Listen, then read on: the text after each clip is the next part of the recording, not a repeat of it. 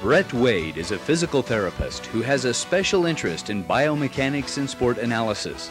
Brett has worked in several physical therapy clinics throughout his career in both the United States and Canada. In working with many different therapists and treating many patients with injuries from running and walking, Brett has developed an approach to effectively help people overcome or prevent these injuries. Along with being a physical therapist, Brett has a sport analysis business in which he videos and analyzes sports to help improve performance or end a chronic injury. Aside from his professional background, Brett is an avid runner and has competed in many long-distance races, including 2 Ironman triathlons. Over the course of this video, Brett will give you background information on the rehabilitation process and then about how to treat the injuries themselves. Hi, I'm Brett Wade. The techniques I'm about to show you are the most effective ways I've found to rehabilitate injuries from walking and running. The exercises can also be useful to help prevent these injuries. This tape will discuss the injuries that I most commonly see as a therapist. Injuries commonly affecting runners and walkers are soft tissue injuries of the lower extremity. Some examples of these injuries are muscles, tendons, fascia, and ligaments. With all of the injuries, I will discuss what the pain should feel like, why the pain is caused, and how to treat it. With the exercises, I recommend that you perform them on both limbs twice per day, and there should be about a 10-second rest between each of the sets. With the stretches, hold them for 30 seconds and 10 times on each side. Remember, they must be done in a pain-free manner. Don't be concerned if you can't reach the number of sets and reps I have set out for you. Just work up to it and keep it pain-free. Before we discuss the specific injuries, I need to give you some background information on the healing processes of soft tissues and where physical rehabilitation fits in. When a soft tissue becomes injured, either due to a traumatic injury or by repetitive stresses, there is a progression through 3 stages of tissue healing. Stage 1, known as acute inflammation, has the following characteristics: constant pain, redness around the area, swelling, and heat. These symptoms may persist for 2 to 3 days. Rehabilitation of any soft tissue injury in this stage should follow the acronym PRICE. P. Protect the injured part. If the pain is bad enough where you can't weight bear, you may need to see about crutches. R. Rest the injured part. Avoid aggravating the condition. Don't walk too much if you don't have to. I. Ice the area that is sore. Put an ice in a cold, wet cloth and put it over the part for 10 minutes at a time, 3 to 4 times per day. C. Compress the area if swelling is evident. If there is visible swelling, try wrapping a tensor bandage around the area. And E. Elevate the injured part to help reduce swelling. While you're resting, put your foot above the level of your heart, and it will help to decrease swelling. The goal is to progress the injury from acute inflammation, stage 1, to stages 2 and 3. It is here where new tissue is laid down and remodeled to help heal the soft tissue. This is where physical therapy has the greatest impact. Stages 2 and 3 have the following characteristics: pain that is not present at rest, pain that is more localized to the area, little to no swelling or heat, and a possible limitation of full movement. So with the injuries, I'm assuming you followed the PRICE acronym and are now ready for physical rehabilitation. While you're rehabilitating your injury, you'll likely want to know, when can I begin running or walking again? The answer is to let your body tell you. After a week or so of following the treatments outlined, try running or walking within a pain-free range and progress slowly as tolerated. If you can't run or walk without pain, it's time to cross-train. Try cycling or swimming or something that allows you to maintain your fitness without pain. With many of the injuries, I suggest that the pain may be caused by an abnormal motion at the feet, called overpronation. Pronation, which is a normal movement, is the rolling in of the foot at heel strike. Overpronation is excessive rolling in of the foot at heel strike. This can lead to soft tissue injuries from the foot all the way up to the back. For many of the injuries, I will show you exercises to help limit overpronation. But the most important thing you can do is to check your footwear. Check with a reputable shoe store to assure that your shoes are controlling for overpronation.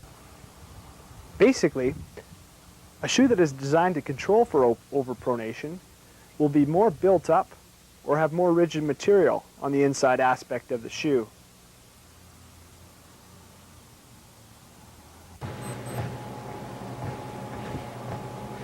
Here's a person who overpronates without shoes to control for it.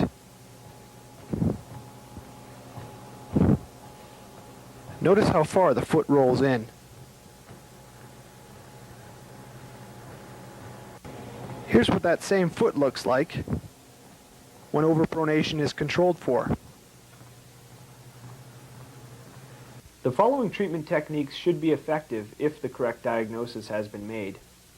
If you find after 2 to 3 weeks of treatment that the injury either hasn't improved or has worsened, you should seek qualified help from a physical therapist or your physician.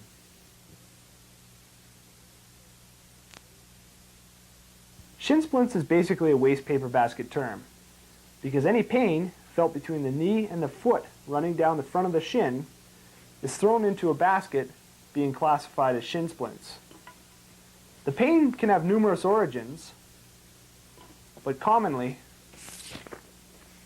it is a tendinitis. The pain is felt either just to the inside or just to the outside of the shin bone. The reason for the two different areas is because there are two different tendons that are affected. These muscles help to control for overpronation and prevent your foot from slapping down when you're running or walking. If either of these two events occur during running or walking, this can lead to micro tearing of the tendons and cause the pain. To treat this injury, you must first reduce the stresses to the tendon. First, check that your shoes have good pronation control and are not worn out.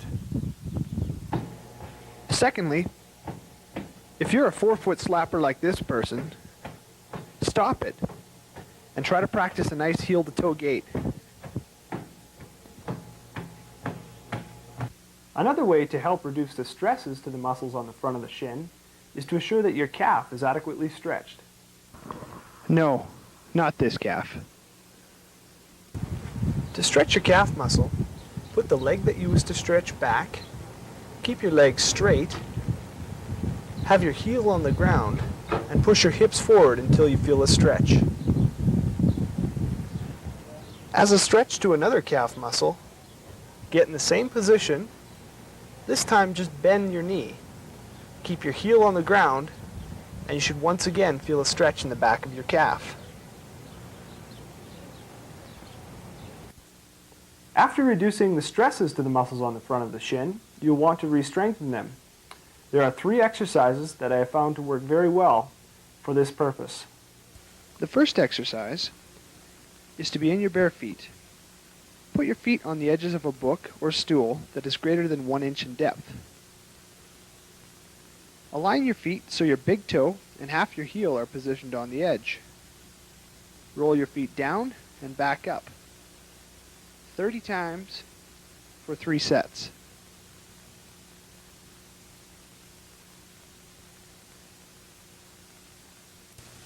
The second exercise is to use either a towel or some light resistance tubing, such as rhombus or TheraBand are 2 common names.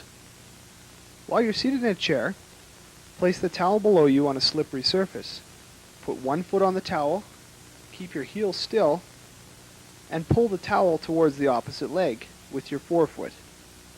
When the towel bunches up, simply straighten it out and repeat. Spend about 5 minutes twice a day doing this exercise.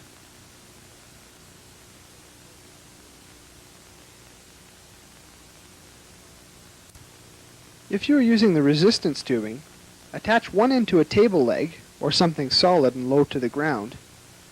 Keep your heel planted and pull up and in. Repeat 30 times for 3 sets.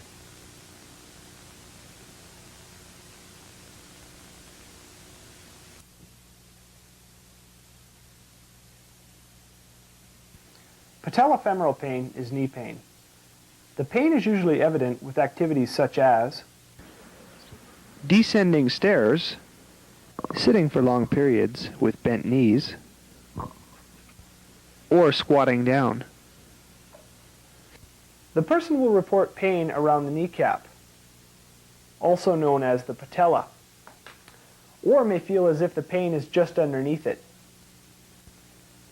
As you bend and straighten your leg, the patella will glide back and forth in a U-shaped groove in the end of the thigh bone known as the femur.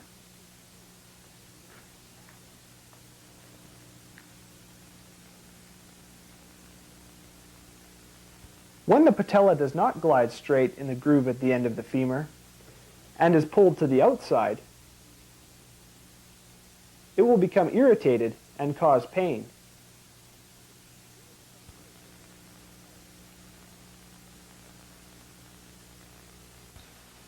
The most common reason that the patella is pulled to the outside is due to a relative weakness of the inside quadricep muscle. The quadriceps are a group of 4 large muscles in the front of the thigh that insert via a common tendon into the patella. The stronger vastus lateralis, or outside quadricep, overpowers the weaker vastus medialis, and in a tug-of-war fashion, the patella is pulled laterally. Other reasons that may cause the patella to track to the outside are shoes that do not control for overpronation or weak hip muscles called abductors.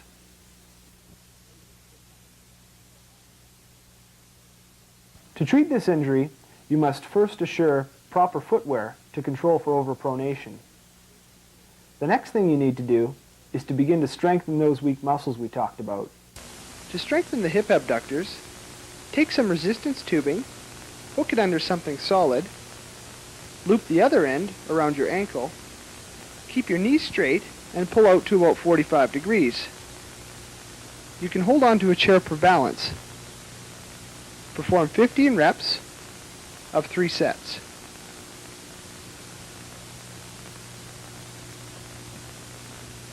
If you don't have resistance tubing, lie on your side, put on an ankle weight or a heavy boot, slowly lift your leg to about 45 degrees and lower. Keep your knees straight. Perform 15 repetitions of 3 sets. The next muscle you need to strengthen is vastus medialis, the inside quadricep. Much controversy exists on how to or whether there is an exercise that emphasizes vastus medialis. There are 2 exercises that may bias towards it. The first exercise is one-legged mini squats. To perform these, stand on one leg, put your hand on something for balance, slowly bend your knee, keeping it to the outside part of your foot. Lower down about 30 degrees and back up. Repeat 15 times for 3 sets. The second exercise is to either lie on your back or sit in long sitting like I am. Turn your foot to the outside and keep your knees straight. With an ankle weight or a heavy boot on, slowly raise and lower your leg to about 30 degrees. Repeat this 15 times for 3 sets. Finally, to make sure that it isn't a tight structure on the outside of the leg holding the patella laterally, you need to stretch the tissue on the outside of the leg called fascia. The purpose of the fascia is to provide support to the muscles. To stretch the fascia, lean against a wall, putting your arm out for support.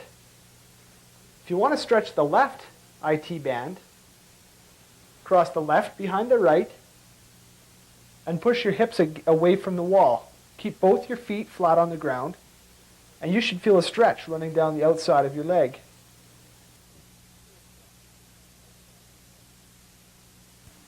A person with IT band pain will have pain that is localized to the outside of the knee.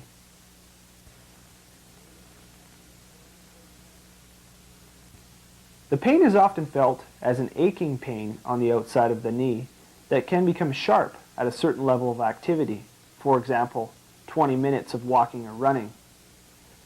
The pain can also be aggravated by climbing stairs or by running or walking on inclines. The iliotibial band is a long, broad sheet of fascia that runs from the outside of your pelvis, or ilium, down to insert on the shin. The pain with IT band is caused by friction created from repetitive bending and straightening of the knee.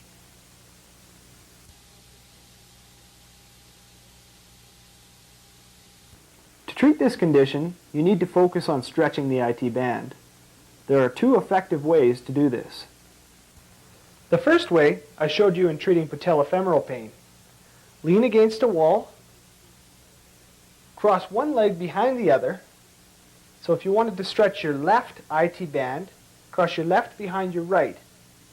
Then simply push your hips away from the wall. You should feel a stretch running down the outside of your leg. The other way is to lie on your back, pull your knee towards the opposite shoulder.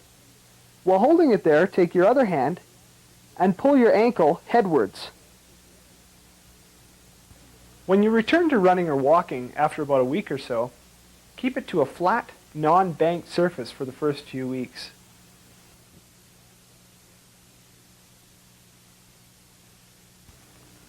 A person will know they have plantar fasciitis when they stand after sitting for a while or stand out of bed in the morning. You'll feel an instant shot of pain in your heel. The pain may subside after a little while, but can also increase with activity. The fascia is a thick fibrous tissue on the bottom of the foot, which is known as the plantar aspect. The function is to assist with shock absorption and propulsion during gait. People with high arches are most susceptible to this condition, but also people who overpronate. What happens is the fascia becomes overstretched throughout the day. When you take weight off your foot, as when you go to bed, the overstretched fascia will tighten. When you step out of bed again in the morning, the fascia that is tightened will tear slightly. This vicious cycle will continue until the fascia gets a chance to heal.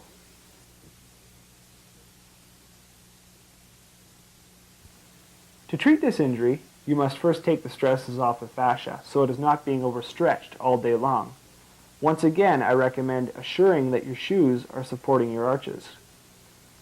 It is also important to find some shoes that you can wear all day long, even indoors, that are supporting your arches. If you're wearing shoes like this all day at work, your arches aren't getting much support, and consequently, the fascia isn't getting a chance to rest. The same exercises I showed you for strengthening your shin muscles for shin splints will also be effective for this injury. Again, spend about 5 minutes twice a day with the towel exercise, or 30 repetitions of 3 sets when using the resistance tubing, and 30 repetitions of 3 sets when doing this exercise. While you're taking the stress off the fascia, it is also important that it maintains some degree of flexibility. A good way to stretch the fascia without overstretching it is to roll a golf ball back and forth along the bottom of your foot, from heel to toe and back, with just enough pressure to feel a stretch on the bottom of the foot. Spend 5 minutes a day, a couple of times a day with this exercise.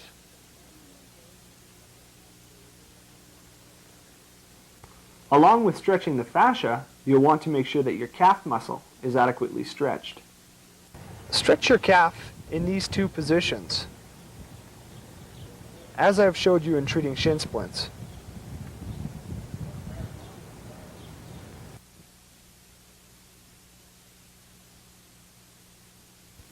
Patellar tendonitis, also known as jumper's knee, is an inflammation of the tendon running from the bottom of the kneecap, or patella, to the shin bone, or tibia.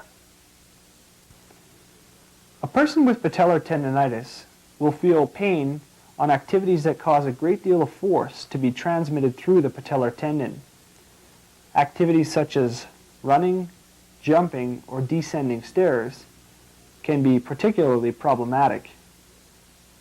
As with patellofemoral pain, the patellar tendon can be predisposed to abnormal forces by faulty alignment at the hip or at the feet.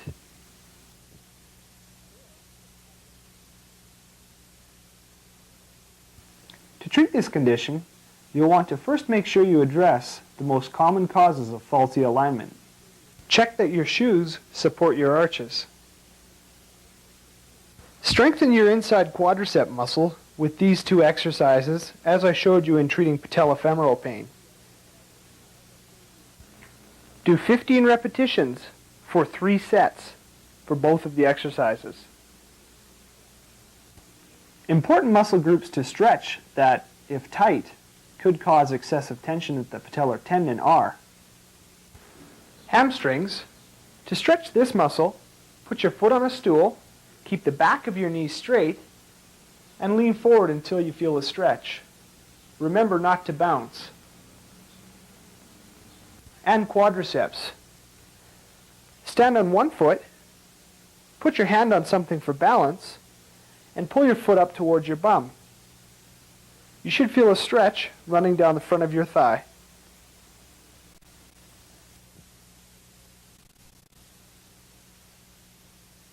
With Achilles tendonitis, the pain is felt as a dull ache in the region just above the back of the heel.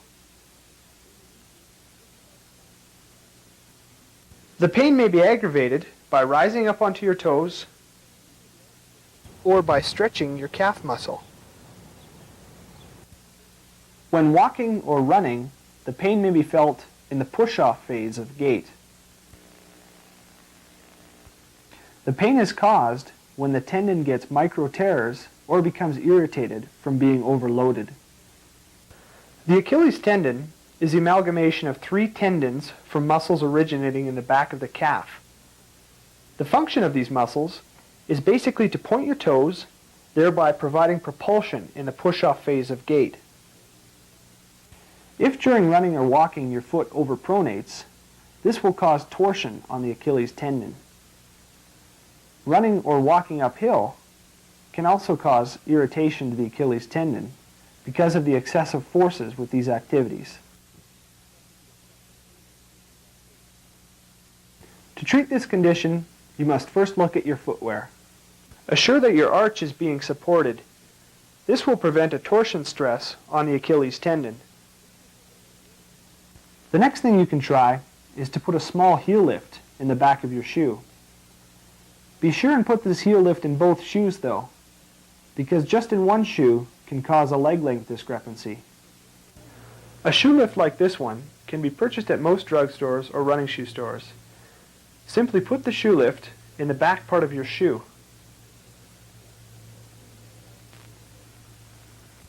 I would recommend wearing your shoes with the heel lifts as much as possible, even around the house. You can slowly begin to wean yourself from these lifts after a couple of weeks. Just monitor your symptoms.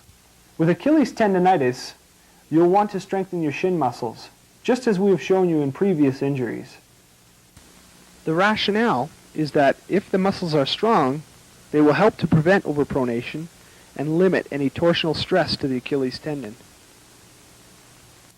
30 repetitions of 3 sets for these exercises, and about 5 minutes a day if you're using a towel instead of resistance tubing. Now it is important to turn our attention to the muscles that comprise the Achilles tendon. To strengthen these muscles, I will show you 2 exercises. First, begin by performing toe raises. Stand facing a counter or something you can support yourself with. Raise up and down slowly 20 times for 3 sets. The second exercise to strengthen the calf muscles is to perform toe raises while seated. You will probably need to add some resistance, such as a heavy book or some other weight. Again, perform 20 repetitions of 3 sets. The final, but arguably most important treatment for Achilles tendonitis is to stretch your calf muscle. Remember to stretch in 2 positions, as we have shown you in previous injuries.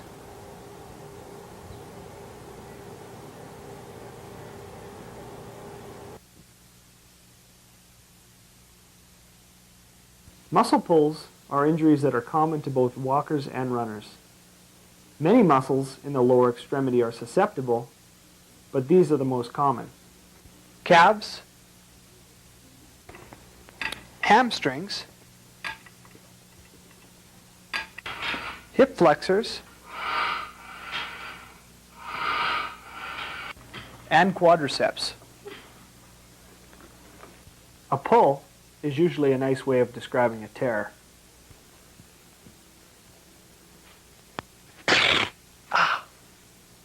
Yet another reason not to bounce when stretching. A tear is rarely complete. Usually only a few muscle fibers are torn. You will know you likely have a tear when either contracting the muscle or stretching it causes pain.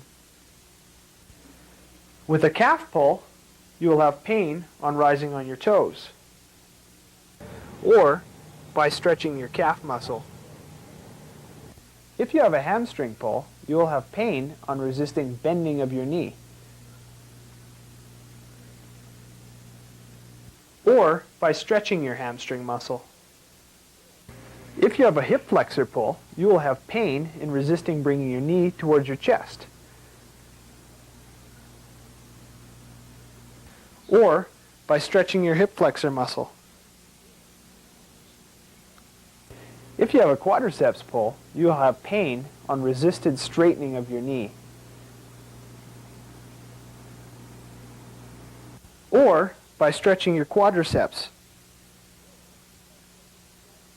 Muscle pulls are usually caused because the muscle that controls the movement is too tight. For example, quadriceps controlling knee straightening. If the quadricep is too tight, when you stretch your quadricep excessively, you can cause it to tear, or a forceful contraction of it, such as kicking a soccer ball, can cause it to tear. To rehabilitate a muscle pull, you need not only to stretch the muscle, but also to re-strengthen it.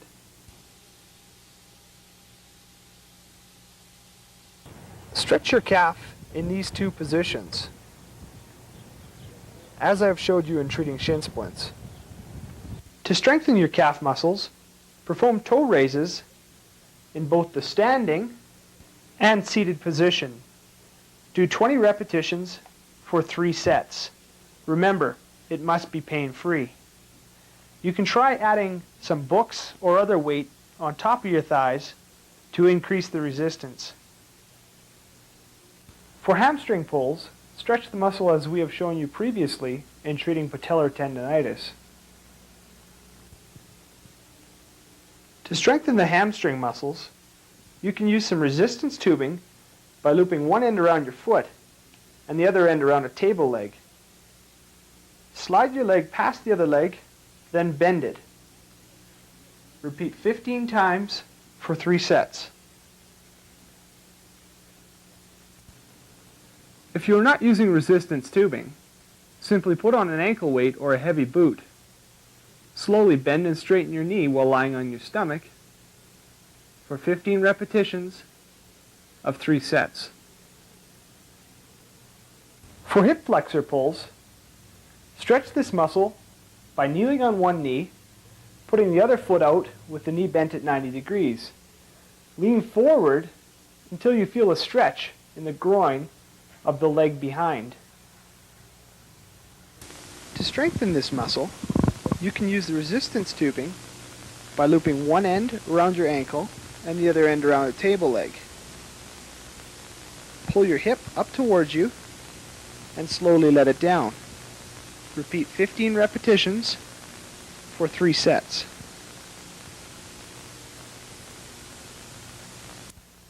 The same exercise can be done using an ankle weight of 2 to 5 pounds or a heavy boot.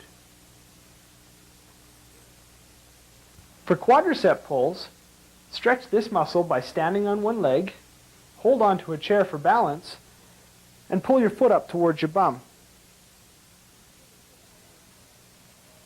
To strengthen your quadriceps, loop one end of the resistance tubing around your ankle, the other end around a chair leg, slowly straighten and bend your leg. Perform 15 repetitions of 3 sets. If you're using an ankle weight or a heavy boot, perform 15 repetitions of 3 sets. As I stated at the beginning of this tape, these exercises were designed to target the injuries that most commonly affect runners and walkers. If you find after 2 to 3 weeks that your injury hasn't improved from following my guidelines, see a qualified physical therapist. Remember, running and walking can be lifelong activities if you take care of yourself by listening to your body.